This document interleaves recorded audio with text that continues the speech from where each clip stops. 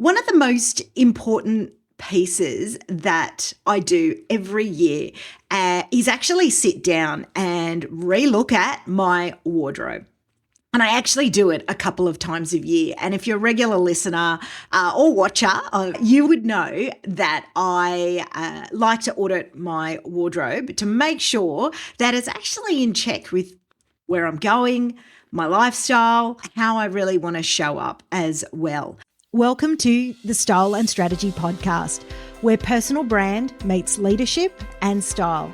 I'm Sonia, a personal brand and style coach who's been exactly where you are, juggling career and business success, personal growth, and finding a style that truly fits. After decades in corporate leadership, I've learned that showing up isn't just about what you do.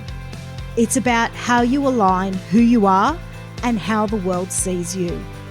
This season, I'm bringing you practical strategies, bold insights, and honest conversations to help you amplify your presence, unlock your next level, and lead with clarity and confidence. Let's dive in. Welcome back to another episode of the Style and Strategy Podcast. So this is my first episode back for 2026 after having a really nice break. I'm sure many of you are thinking, I've been back for ages, and or some of you, especially those internationally, Christmas feels like a lifetime ago. So today's episode is me really just spending a little bit of time kind of recapping what I did over the holidays and in preparation for coming back. And it's something that I do on a regular basis. So I'm going to get into it. One of the most important pieces that I do every year is actually sit down and relook at my wardrobe. And I actually do it a couple of times a year. And if you're a regular listener or watcher, you would know that I like to audit my wardrobe to make sure that it's actually in check with where I'm going, my lifestyle, how I really want to show up as well. And so this year, no different. But what I really wanted to call out this time around is the fact that as I was going through, it always gets easier because I know my brand, my style, the leadership identity that I really want to walk into. I did do a bit of a recheck, and if you caught the episode on setting up your leadership for 2026, I've got some pointers in there. So I'll drop that reminder down in the show notes just in case you want to revisit it or you haven't had a chance. So when I've sat down and gone through the wardrobe, this is the process that I'll actually take my clients through, and it's the same one that I do. It just happens to be that muscle exercises a lot faster. So once I've got that real clear leadership identity, where's my brand and style going to? Is there going to be any shifts, changes? What does my day-to-day kind of lifestyle look like? It's with those elements in mind that I'm actually going into the wardrobe. Now, critical piece here to note is my intention here is not necessarily to go out and go buy a whole lot of new things. It is actually about maintenance.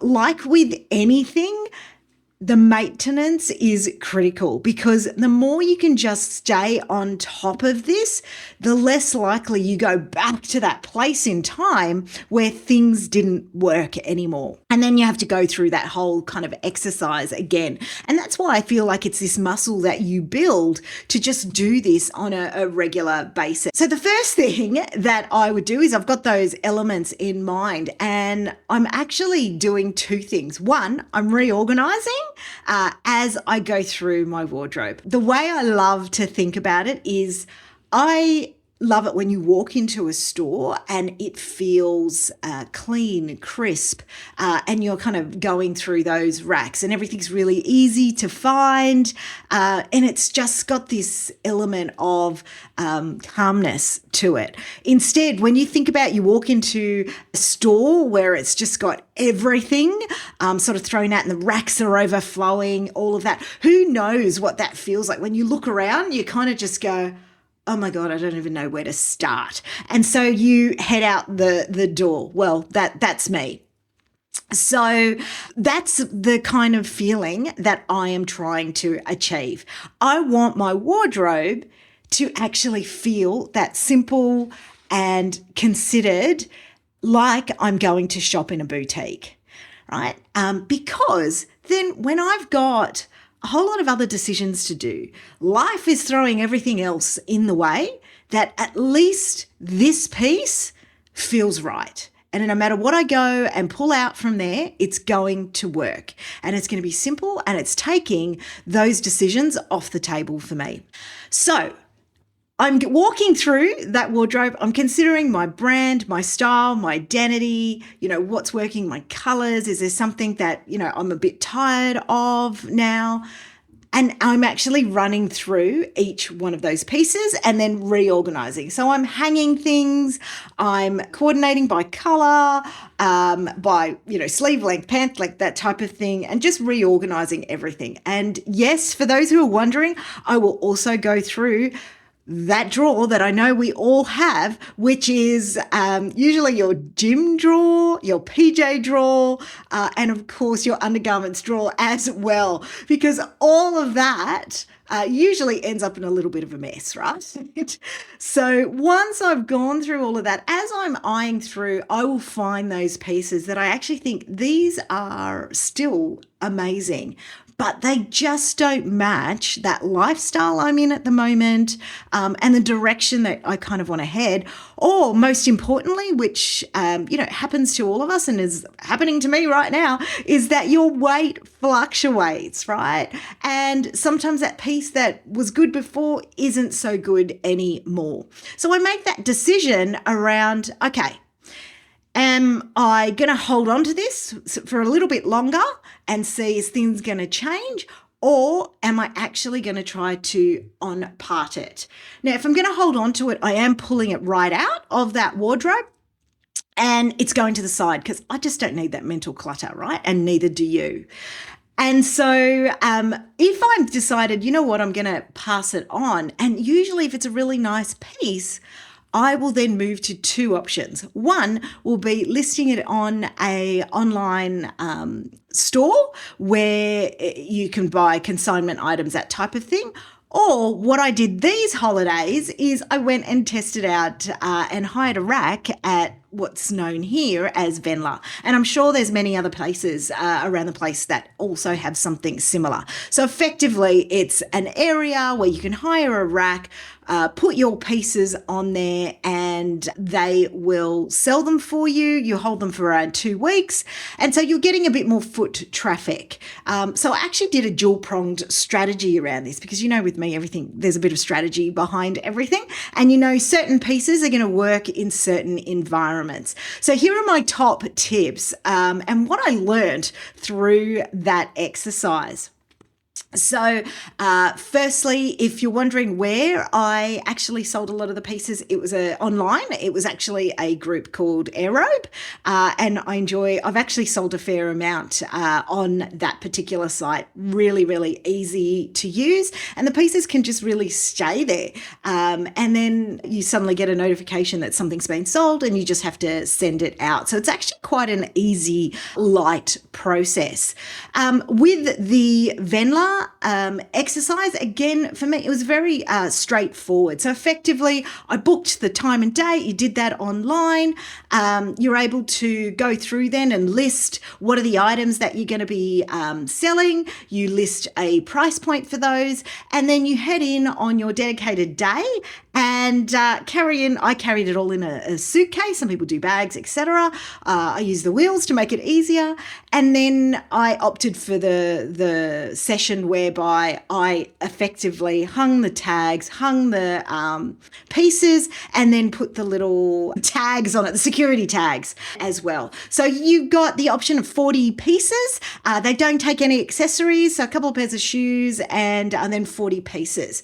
Now, the strategy though around picking those 40 pieces was actually thinking about which store I went into and what is the demographic of that store. So it's always good if you're doing it if you've got time to go in, have a look and really suss out some of the pieces that they've got in there, have a chat with the team, what sells sort of the most, what's quite popular as well. Because then you're thinking back to what are those pieces that I've actually taken, and will they actually sell well? Because your number one objective is you need to get return on investment for the amount that it's costing you to actually rent the rack.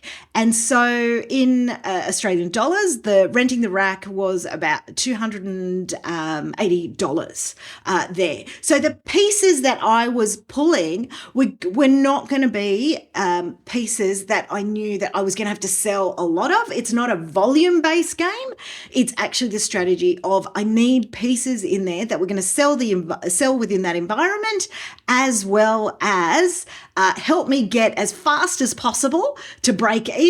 So then for the rest of the time, you've actually being able to make a greater profit, or I guess profit technically, but a return on investment that those beautiful pieces that can be then on loved. And so that exercise was really interesting for me. I had a couple of extra spots in there. So I actually grabbed a couple of men's pieces from the rest of my family here. And again, it was all like a test and learn for me, which I've taken very much from my corporate days. It's like testing and seeing what works, what doesn't. So the next time I go to do this, it becomes much clearer. And so what happened in the end? I'd say I ended up selling something around about 70% of the pieces that I put in. And it was really good, actually. From a excitement perspective, it reminded me back in the days when I used to run an e-com business, because every time something would sell, you would get notified on an app that your piece had sold. And I think the real benefit here as well is that when a piece sells, you're actually able to bring another piece in. So that helped me to be able to go, okay, well, since I've already rented the rack, there's no point getting it down to nothing. Every time something sells, I'll bring something else in. So maybe those backup pieces when I'd selected the 40. So in doing that, it enabled me to go, okay, well, what else can I put on there? And then some of those other pieces rotated as well, and it helped with the whole test and learn exercise. So I know some of you might be thinking, oh my God, that's my worst nightmare. I do not want to have to do that. And a lot of these places will have what you call a concierge service as well. So all in all, by the end of that 2-week process, or midway through, you get the opportunity to do a bit of a discount as well. So you can do like 25% off the rack, or 30% off the rack, or 50%, whatever really works for you. And a lot of the locals around the stores, after having conversation with the team there, do say that, a lot of people take note of those sales, and so they'll pop back in. And definitely when I took down some of the sales, I saw a lot more pieces, go as well in those final hours. But again, it's something to really consider in terms of what it is that you're putting there and the price points you're putting there. Because if you are planning to discount at 50%, let's say in those last final hours, you want to make sure that, again, you're really comfortable with the rate that you've actually got on there. Normally, the pieces that I will be putting on there will be things of really good quality, potentially names and brands that people will be aware of within that neighborhood, as well as I'll throw in some more interesting pieces as well. So all in all, I thought it was a great exercise, and yes, I hit my bar probably within the first 2 days, which was fantastic, and then actually be feeling really good at the end of it, that I've got some money back there, and picked up the remaining pieces, and somebody else is really enjoying those pieces that I had that were not getting much love before. So I hope you've enjoyed that little breakdown. Let me know in the comments, have you done it before? What was your experience? Would you do it? Wouldn't you? And any questions you've got. Really, what I want to try to do this year on the podcast is hear more from you, right? So I want to know, what questions do you have? So if you are listening via the app and you've got a question, drop it in. Send me a DM, let me know, and I'm more than happy to put it on the podcast and have a dedicated episode to every now and again to really answer your Q&A. The same thing goes if you're on YouTube, drop me a comment below. I'm going to be taking those through and then collating them and then being able to answer them for you. So whether that's on your leadership identity, your brand, your style, or your leadership presence in as a whole, please let me know, and I'd love to hear more from you because yes, this is the real me and I'm not an AI clone. So I will speak to you all soon, and I hope you enjoyed this episode. Thank you for tuning in to Style and Strategy. I hope today's episode gave you a spark of clarity, a boost of confidence, or a new way to approach your personal brand and style. If you found it valuable, share it with someone or leave me a review, or drop me a note and let me know what resonated most for you. Remember, every small shift brings you closer to your next level. Until next time, keep leading with clarity, confidence, and of course, your own unmistakable style.